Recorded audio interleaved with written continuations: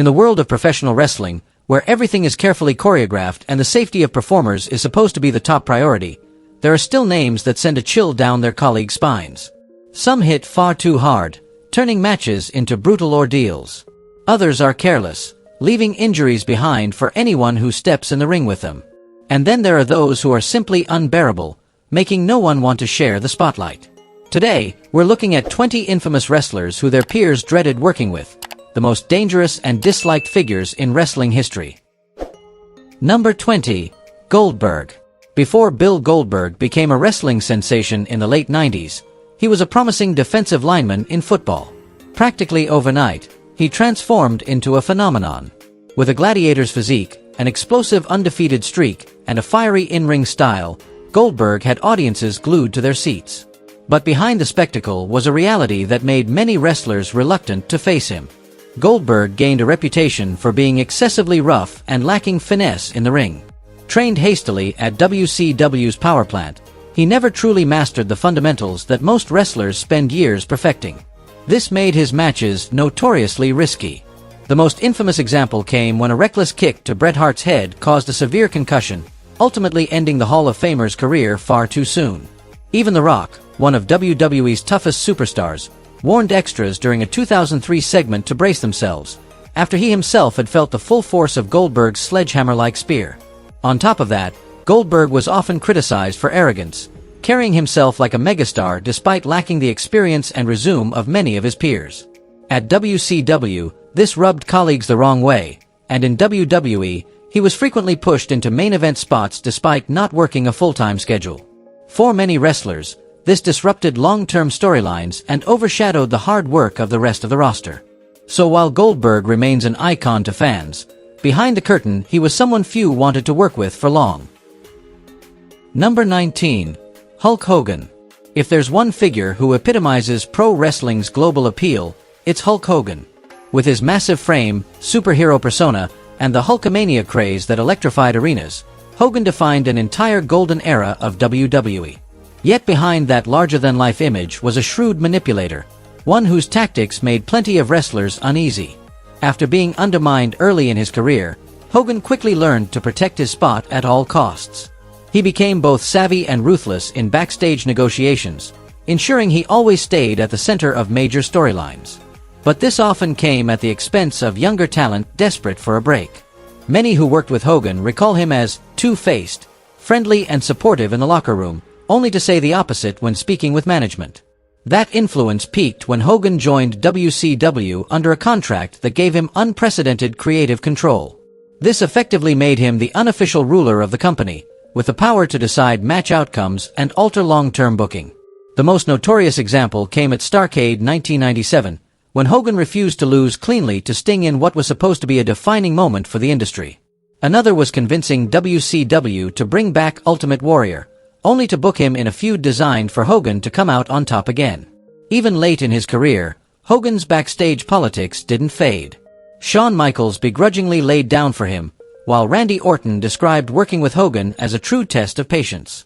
With tactics like these, it's no wonder many wrestlers considered him a nightmare behind the scenes. Even if to the fans, he remained a living legend. Number 18. Bruiser Brody. Bruiser Brody is often credited as one of the pioneers of hardcore wrestling, wild, raw, and brutally violent.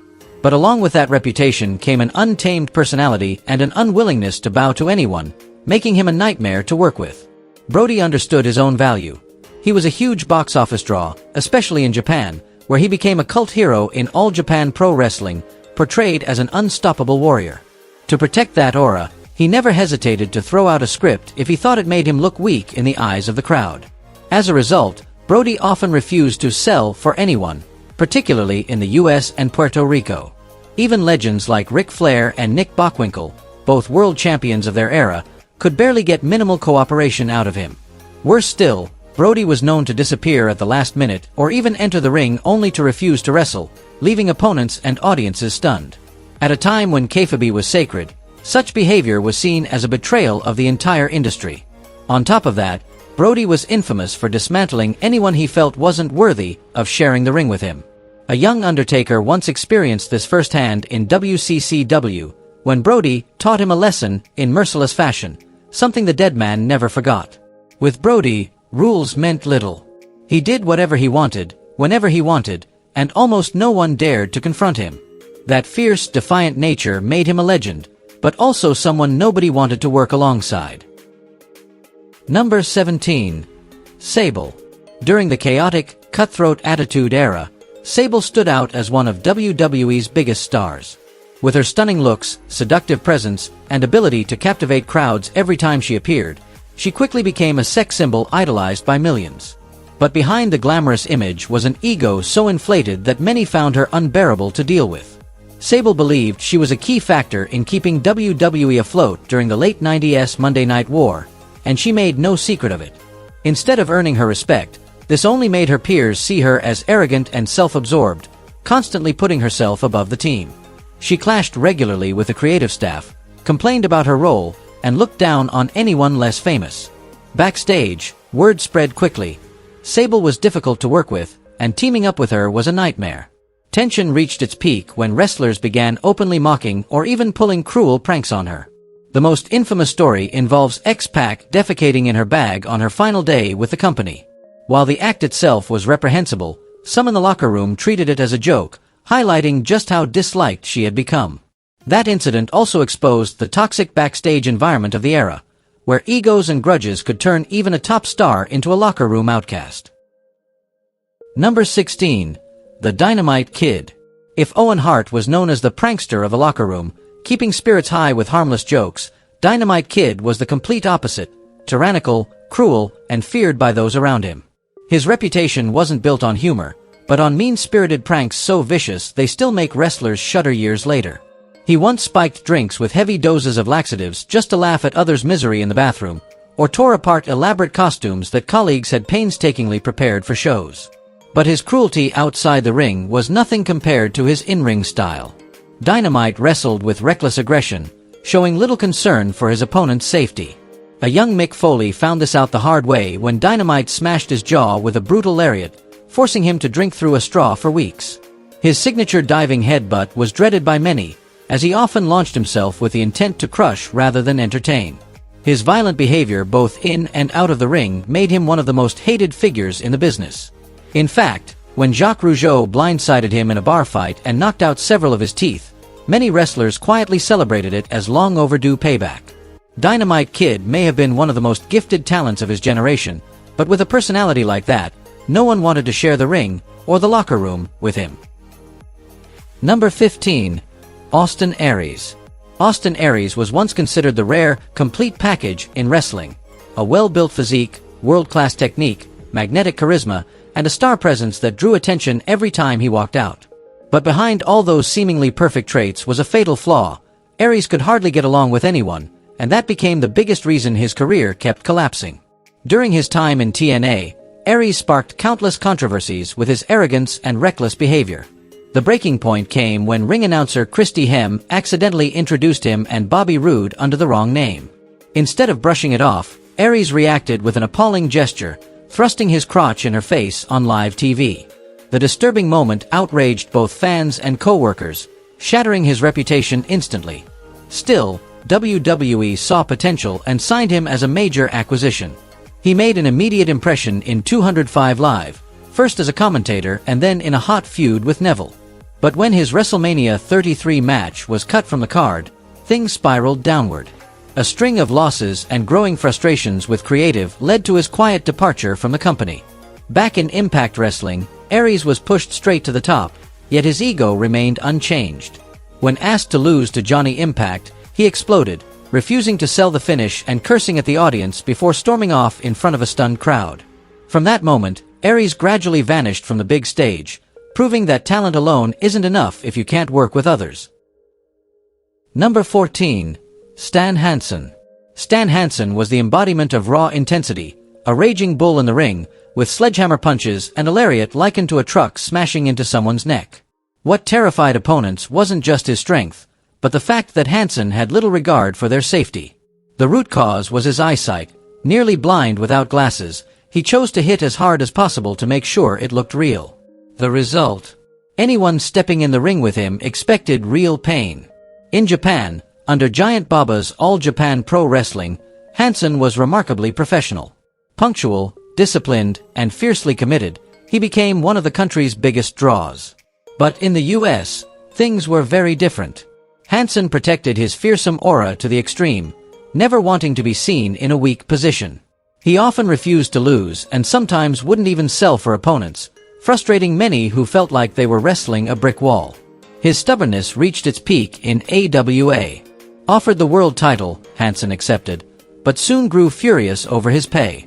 When promoter Vern Gagne ordered him to drop the belt to Nick Bockwinkel, Hansen stormed back to Japan, taking the championship belt with him. When AWA stripped him of the title and handed it to Bockwinkel, Hansen retaliated by running over the real belt with his truck. From then on, his chances of working for a major American promotion were practically gone forever. Number 13. Shawn Michaels. Shawn Michaels is celebrated as one of the greatest legends in wrestling history, responsible for some of the most iconic moments ever. After his 2002 comeback, he was almost a different man, professional, humble, and eager to elevate others. But in his early years, the Heartbreak Kid was a backstage nightmare, arrogant, manipulative, and unstable beneath the glittering exterior. As the unofficial leader of The Clique, alongside Kevin Nash, Scott Hall, Triple H, and X-Pac, Michaels wielded enormous backstage influence. Instead of using it to lift others, he often twisted storylines to keep himself at the top. His bad attitude, substance abuse, and Vince McMahon's open favoritism made him practically untouchable, even allowed to vacate titles if he didn't want to lose them. Countless rising stars had their pushes crushed by his ego. The most tragic case was Vader. Originally planned to become world champion, he was derailed after Michaels constantly humiliated and undermined him.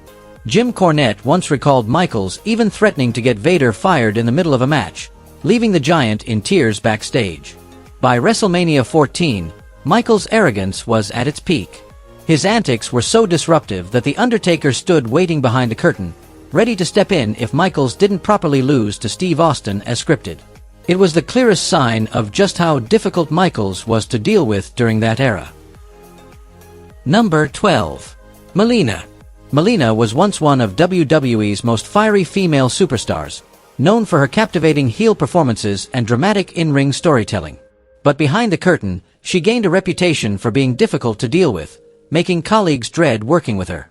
Many backstage described her as hot-tempered, arrogant, and uncooperative, which created constant tension around her. Because of her attitude and lack of professionalism, Melina was even taken to Wrestler's Court, WWE's internal disciplinary system, where she was sternly warned. Her most notorious controversy came during WrestleMania 27. WWE had brought in reality TV star Snooki for a special match, teaming her with John Morrison, Melina's boyfriend at the time, and Trish Stratus. Stratus' surprise involvement infuriated Melina, who believed that spot rightfully belonged to her. Her jealousy even dragged Morrison into trouble, as he openly snubbed and ignored Stratus during rehearsals and the actual match. This unprofessional conduct exhausted WWE management's patience. Just months later, Melina was released from her contract in August 2011. Morrison's career also suffered as he was gradually reduced to an enhancement role. Once a rising star, Melina became the perfect example of how talent alone isn't enough without professionalism and teamwork. Number 11. Ryback. At one point, Ryback was seen as WWE's next monster powerhouse, someone who could carry the company's future. With his massive frame, explosive strength, and an undefeated streak built to mirror Goldberg's, he bulldozed through undercard talent in mere minutes. When John Cena was sidelined with an injury and CM Punk needed a challenger inside Hell in a Cell 2012, Ryback was suddenly vaulted into the main event spotlight. But that very opportunity marked the beginning of his downfall. Unlike the jobbers Ryback had crushed, Punk wasn't intimidated and publicly complained that Ryback was reckless, stiff, and had legitimately injured him. From there, Ryback's image nosedived. WWE began booking him as a constant loser, stripping away his credibility both on-screen and backstage, where many were already frustrated with his difficult attitude. Even after showing some improvement, he failed to capture the U.S. Championship from Kalisto, a clear sign that WWE had lost faith in him. Ryback later admitted that Vince McMahon openly disliked him during his final stretch. Frustrated, He posted a lengthy rant on Tumblr criticizing WWE's pay structure and demanding fairness for wrestlers. That was the final straw, and soon after, WWE cut ties with him. From a monster once seen as the future, Ryback turned into a cautionary tale of how big opportunities mean nothing without professionalism and cooperation. Number 10. Rob Van Dam. Don't be fooled by his laid-back attitude and easygoing persona. Rob Van Dam could turn any match into a relentless, high-impact war. With a background in kickboxing and various combat sports, RVD trained under the legendary Sheik, who drilled into him that wrestling should look like a real fight, never a staged performance. That philosophy shaped RVD's hard-hitting, unique style. It was this intensity that made him a star in All Japan Pro Wrestling and later ECW, where his crushing kicks and daredevil aerial assaults turned him into an icon. But when he joined WWE during the Invasion angle, his stiff strikes became a serious issue. Chris Jericho, Booker T, Kurt Angle, Steve Austin, and Test all walked away battered, bloodied, or even concussed after facing him. His backstage reputation quickly soured as more wrestlers pointed to his injury list as proof he was unsafe. Even after leaving WWE, RVD continued to make opponents wary. He once fractured Triple H's throat with a frog splash and accidentally knocked out Abyss's teeth with a brutal kick in TNA. While he never set out to injure anyone, RVD remained a dangerous wild card. Every time someone stepped into the ring with him, they couldn't be sure they'd walk out in one piece. Number 9. Vader. Vader wasn't just a wrestler, he was a walking storm of rage. Every time Big Van Vader stepped into the ring, the crowd held its breath while his opponents braced themselves for the beating that was about to come. With his massive frame and destructive power, Vader was notorious for hitting as hard as possible and not caring about how much punishment he took in return, turning his matches into brutal endurance tests. Before making a name for himself in the US, Vader spent years dominating in Japan, the home of the unforgiving, strong style, where every strike landed like a hammer. That environment shaped his smash-mouth approach, one that didn't change whether he was facing an unknown rookie or a world-class legend. Just ask Ric Flair, who endured Vader's merciless assault at Starrcade 1993 and can attest to the punishment firsthand. But that near-savage style came at a price. Sting once suffered broken ribs and a ruptured spleen from a vicious Vader bomb. Joe Thurman was temporarily paralyzed after being folded up by a brutal powerbomb. Nikita Koloff was forced into early retirement following a severe neck injury sustained in a match against him at Halloween Havoc. There's no denying Vader's legacy as a true legend and a rightful Hall of Famer. But along with that glory came a lingering fear, because whenever someone stepped into the ring with Vader, there was no guarantee they'd walk out in one piece. Number 8. Ahmed Johnson. At first glance, Ahmed Johnson seemed to have everything it took to be WWE's next big star. With his towering physique, sculpted muscles, intense presence, and unique charisma that drew fan interest, the Pearl River powerhouse was viewed as a rough diamond waiting to shine. He even had a spectacular finishing move, the Pearl River Plunge, and when paired with the right opponent, his matches could be explosive. The problem was, very few wrestlers wanted to share the ring with him. Early in his career, Ahmed quickly gained a reputation as an injury machine. Jake Roberts and Bruce Pritchard have both recalled how Ahmed, who admitted himself that he was inexperienced and overly aggressive, often struck with excessive force but little control, leading to a string of unnecessary accidents. Ron Simmons was one of the worst victims, once suffering a liver injury from a careless kick that sidelined him for months. Simmons eventually hit back stiff to teach him a lesson, proof of just how frustrated many felt working with him. Ironically, Ahmed often fell victim to his own reckless style. His WWE run was plagued by injuries, many of which were self-inflicted as he tried to push his body beyond its limits.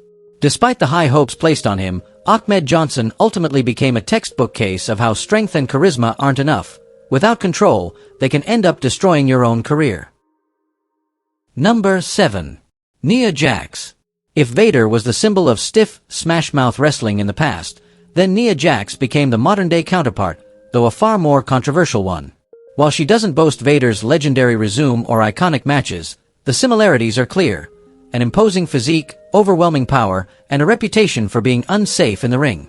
Almost from the start of her WWE career, Nia drew criticism for frequently injuring fellow wrestlers. In just a few short years, her list of victims grew alarmingly long. Bayley, Charlotte Flair, Ember Moon, Kairi Sane, Mandy Rose, and Zelina Vega all suffered injuries in matches with her. Most of the issues came from her inability to adjust her strength against smaller opponents, making her slams, throws, and collisions especially dangerous. But the most infamous incident came before Survivor Series 2018, when Nia accidentally broke Becky Lynch's nose and caused a concussion during a brawl, forcing Becky to miss the pay-per-view. The blow was unintentional, but it turned Nia into a real-life heel in the eyes of fans. After a long hiatus and eventual return, Nia worked hard to improve. She became more cautious, controlled, and rarely caused major accidents again. Ironically, this sometimes made her offense look too soft, lacking impact or believability. Still, if wrestlers had to choose between a weak-looking move or a career-threatening injury, the choice was obvious. Number 6. The Steiner Brothers. Rick and Scott Steiner were the embodiment of raw intensity in professional wrestling, two decorated amateur wrestlers known for their short tempers and absolute refusal to hold back. Both men came from strong amateur backgrounds, combining explosive strength with dangerous grappling techniques. In the ring, if the Steiners decided to take you down, there was virtually nothing you could do to stop it. That made facing them a constant risk, because once their tempers flared, they had no problem laying in their shots for real. For inexperienced jobbers, wrestlers without the skill to properly protect themselves, stepping into the ring with the Steiners was like lambs to the slaughter. Bone-rattling German suplexes, brutal tosses into the turnbuckles, and crushing headlocks left many walking out battered and bruised. Even seasoned veterans had to stay alert at all times, knowing full well that one slip could lead to a painful night against these two animals. Scott, who later became infamous as Big Papa Pump, eventually matured and carried himself more professionally in the latter years of his career. Rick, on the other hand, went the opposite route. During his final stretch in WCW, the dog-faced gremlin became increasingly reckless, often turning live matches into beatdowns just because he felt like it. Van Hammer, Big Vito, Lash LaRue, and even Konnan were all roughed up badly for no reason other than Rick's whims. With the Steiner brothers, the line between performance and real fight was always razor thin, and that's exactly why so many dreaded working with them. Number 5. The Road Warriors. Hawk and Animal, better known as the Legion of Doom, were the very definition of brute force in tag team wrestling. They weren't performers who cared about subtlety. They were famous for their smash-mouth style, storming the ring like two wrecking machines. With physiques built like tanks, they bulldozed opponents with punishing strikes before finishing them off with their iconic Doomsday device, a move already dangerous in concept, made even scarier in their hands. And if you thought it was all for show, the truth is, more than once, they went full force. The issue was that Hawk and Animal had almost no formal training when they first entered the business. But that lack of polish didn't stop them from becoming fan favorites, while their opponents were left to absorb the punishment. Their reckless collisions, stiff strikes, and sheer physical dominance made even tough veterans uneasy at the prospect of being booked against them.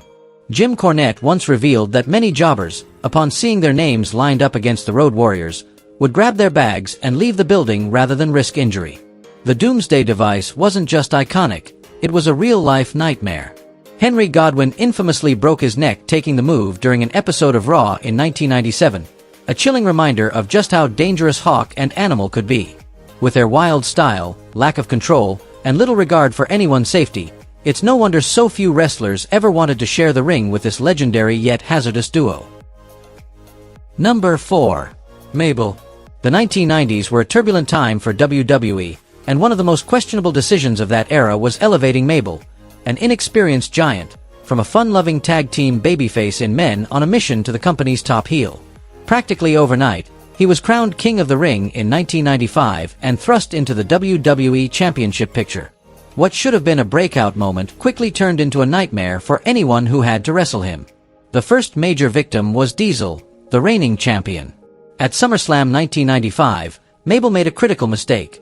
He dropped his 500-pound frame directly onto Diesel's back in an unplanned spot.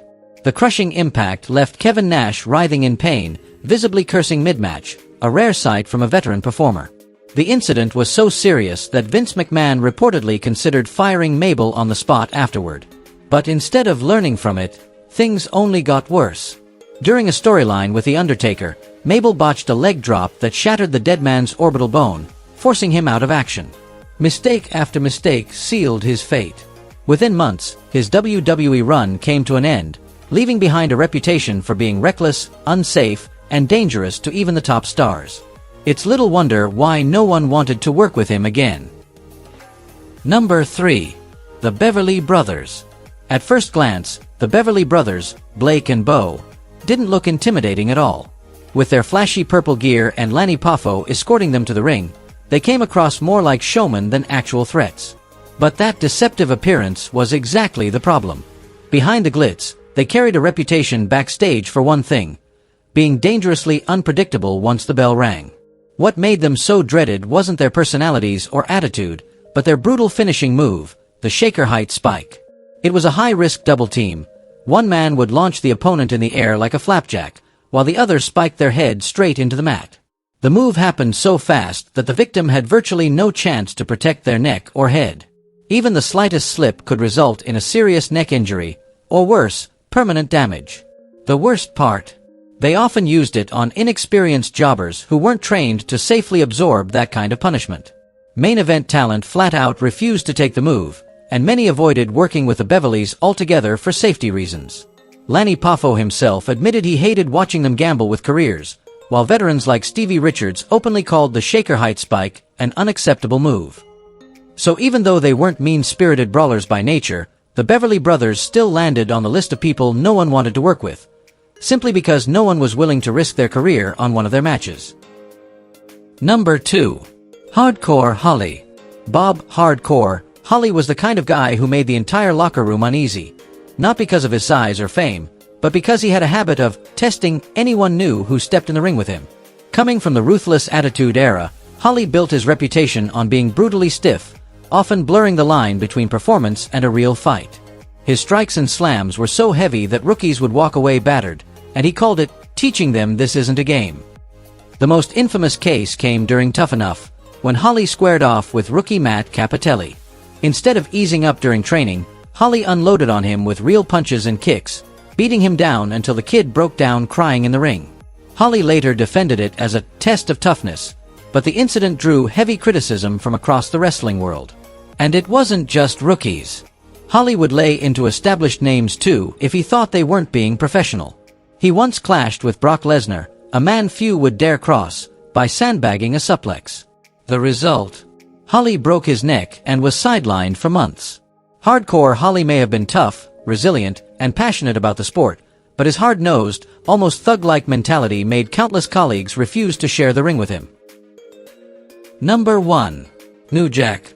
Some wrestlers make opponents nervous because they hit too hard. Others because they're careless. But Nia Jax was in a category all his own, dangerous not just because of his style, but because at times, it seemed like he wanted to hurt people. A product of the violent hardcore scene, Nia Jax brought a level of brutality to the ring that went far beyond showmanship.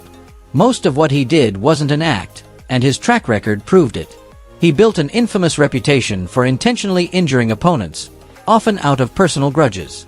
The most notorious case involved 17-year-old Eric Koulis, who lied his way into an ECW show. Upset with the kid's arrogance backstage, Nia Jax cut him so deeply with a blade that Koulis nearly bled to death on the spot. Then there was Vic Grimes. After Grimes had accidentally caused him serious injury years earlier, Nia Jax got his revenge during a scaffold match in XPW. He shocked Grimes with a stun gun and tried to throw him nearly 30 feet onto the concrete floor, a fall that could have killed him. Against Puerto Rican veteran Gypsy Joe, who was 69 years old at the time, Nia Jax viciously beat him with weapons until the crowd thought they were watching a real assault, simply because Joe no-sold his moves. And in a Florida indie show, he went so far as to stab his opponent William Jason Lane multiple times before stomping on him. With a rap sheet like that, it's no wonder no one wanted to share a ring with Nia Jax. With him, it wasn't just about a bad match. It could mean the end of your career or your life. Not everyone in the ring makes for an ideal partner. If you enjoyed this video, don't forget to hit like and subscribe to Wrestling Sphere so you won't miss more amazing stories from the world of wrestling.